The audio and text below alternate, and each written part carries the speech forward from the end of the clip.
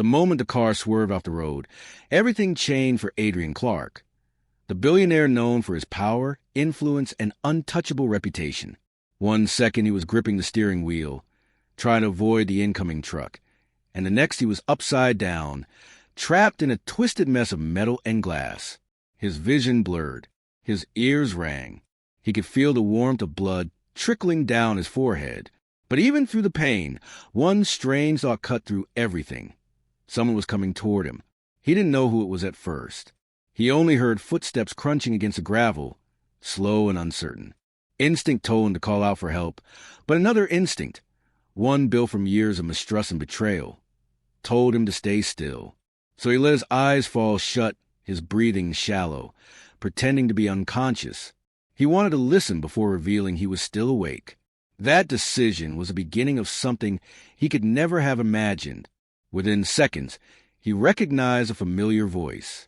It was his maid, Grace, quiet, reserved, hard-working. She was the last person he expected to find on that lonely road. She had been with his household for years, always respectful, always calm, never raising her voice or speaking out of turn. She cleaned the hallways before sunrise, prepared meals with care, and greeted him with the same gentle smile every morning. Adrian had always assumed he understood her. She was simply part of the background of his luxurious life, someone who blended in with the polished floors and silent halls, someone who kept the house running while he focused on his empire. But now, hearing her standing beside his wrecked car, her voice trembling as she spoke, he realized he didn't know her at all. "Sir, I hope you can hear me right now," she whispered, her words carrying a mix of fear, frustration, and something he couldn't yet name. "Because there's something I need to say while you're like this." Adrian felt his heart pound harder, even though he kept his face still. Why would she say that? What could she possibly want to confess? Grace continued talking, her voice soft but steady. She spoke about things he never imagined, hidden struggles, quiet sacrifices, and truths she had kept buried for years. She talked about his habits, his arrogance, the way he ignored the people who worked for him. She spoke of things she had witnessed in the house, moments he never thought anyone noticed. She spoke of secrets, his secrets, and then she said something that made his blood run cold, something that forced him to fight the urge to open his eyes and sit up, a confession he never saw coming. He stayed completely still, every muscle tense, waiting for her next words. But just as she began to reveal the most important part, another set of footsteps approached. Heavy, rushed, and unfamiliar. Grace fell silent instantly. Adrian's heart dropped. Who was coming now? And how much did they know? The truth was about to unravel, but not in a way Adrian could control. Adrian kept his eyes closed, forcing his breathing to remain steady as the new footsteps drew closer. They were quicker than Grace's, firmer, heavier, carrying a sense of urgency. Gravel shifted sharply under the stranger's weight. Adrian's mind raced. Was it passerby? Someone who had seen the accident? Or someone who wasn't supposed to be there at all? Grace's silence told him everything he needed to know. She recognized a new presence, and she wasn't comfortable with it. Her breath hitched, barely audible, but enough for Adrian to sense her tension. He could imagine her standing there, wringing her apron nervously, glancing back at his unmoving body. "Is he gone?" the stranger asked, voice low and rough. It wasn't a voice Adrian recognized from his staff or his business circle. It carried an unfamiliar tone, like someone who had no reason to be gentle. Grace spoke quickly, too quickly. "I don't know. I just found him like this. The car hit the ditch, and..." The man cut her off. "No one else around?" Her silence was answer enough. Adrian felt a cold wave creep through him. Whoever this man was, he wasn't there to help. Not truly. The question wasn't filled with concern. It was filled with calculation. The man took a few steps closer, and Adrian could feel the presence hovering near the car. A faint smell of cigarette smoke clung to him. He leaned in, inspecting the broken window, the twisted metal, and most importantly, Adrian's face. Adrian forced himself not to flinch. "He's lucky," the man muttered. "Lucky to be alive." But the tone didn't sound like admiration. If anything, it carried disappointment. Grace swallowed hard. Adrian heard it. "Should we call someone?" she asked softly. The man exhaled, long and forced. Not yet. Not yet? Why not? Adrian's mind filled with questions, each one darker than the last. His entire life had been built on structure and control, meetings, negotiations, deals. But now he was lying a wreck, pretending to be unconscious, listening to a conversation that made no sense. And without his power or presence to intimidate anyone, he was nothing but a vulnerable body trapped in silence. The stranger walked a few steps away, phone buzzing. He answered in a hushed tone. Adrian could catch only fragments, words like found him, not conscious, and no witnesses. No witnesses. The word struck him harder than the crash. Grace shifted, taking a step closer to the car, maybe to protect him, or maybe to check if he was still breathing. Her voice trembled again. We should call an ambulance. He needs help. The man paused. We will, but not before we know what happens next. The chill in his voice made Adrian's stomach twist. Something wasn't right. Grace knew it too. That was clear from the tightness in her voice when she said, "This isn't what we agreed on." Agreed on? Adrian's pulse thudded in his ears. What agreement? What were they discussing behind his back? The man stepped toward Grace, lowering his voice. You said you needed to tell him something. I thought you meant privately, not here, not now. Grace didn't answer immediately. The silence stretched.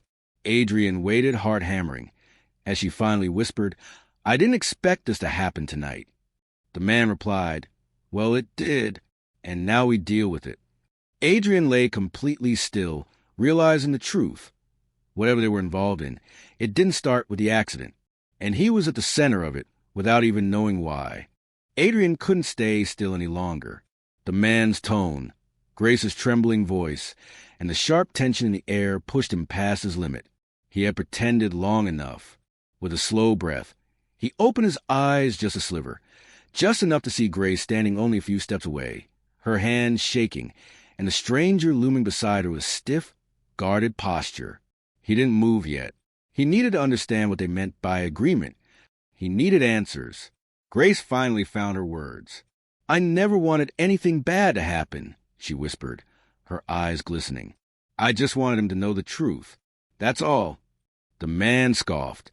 Truth doesn't matter, Grace. Results do. He reached into his jacket as if searching for something. That was it. Adrian couldn't risk staying silent. His body jolted as he gasped loudly, sitting up despite the pain bursting through his ribs. Both Grace and the man froze in shock. Adrian's voice came out rough. What truth? The man stepped back instinctively, startled by Adrian's sudden movement. Grace rushed forward, her concern finally breaking through her fear. Sir, please don't move. You're hurt. But Adrian's eyes were locked on her. Tell me, now. Grace hesitated, torn between fear and honesty. Then, with a shaky breath, she finally spoke. Sir, the accident wasn't random. Those words hit him like another collision. The man cursed under his breath. Realizing Grace had just crossed a line he didn't want crossed. He tried to interrupt, but Adrian raised his voice, sharp and commanding, the tone that had built his empire. Let her talk. Grace's eyes dropped to ground. I overheard something days ago. Someone from your company planned this. Not to kill you, but to scare you. To push you into signing a major deal you've been refusing. Adrian stared at her, stunned. He had always suspected betrayal in his business, but this? She continued softly. I tried to warn you earlier today, but you never listened to anyone beneath you. Her words weren't cruel.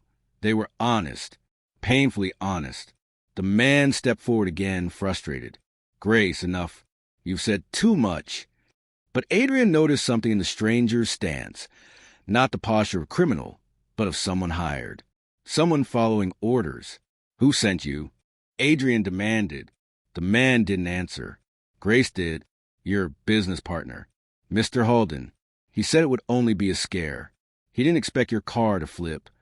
Everything clicked in Adrian's mind. Halden pushing aggressively for a merger. Halden insisting the company needed stronger leadership. And Halden calling him hours before the accident. The man stepped back, realizing the truth was out. He muttered, My job's done. and turned to leave. But Grace blocked his path. "No, you're not walking away from this." Her bravery surprised both men. Adrian managed to reach for his phone. His hands shook, but he dialed emergency services. As the call connected, the man vanished into darkness, leaving only the distant crunch of footsteps fading away. Grace knelt beside Adrian, tears finally spilling. "I'm sorry I didn't tell you sooner. I thought I had time." Adrian looked at her, really looked at her, for the first time. "Thank you for saving my life," he said quietly. But just as relief washed over them, Adrian's phone buzzed again. A message popped up on the screen from Halden himself. He failed.